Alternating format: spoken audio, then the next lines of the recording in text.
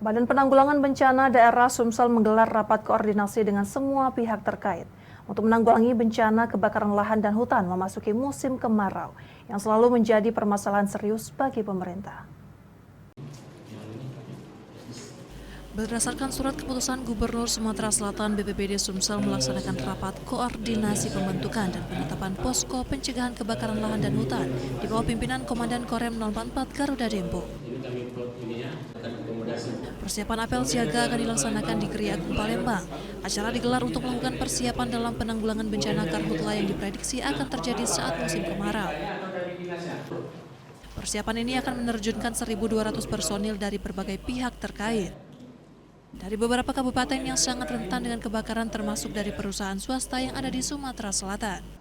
Rakor yang mendiskusikan kesiapsiagaan pengendalian dini karhutla yang dilakukan masing-masing OPD terkait serta para stakeholder.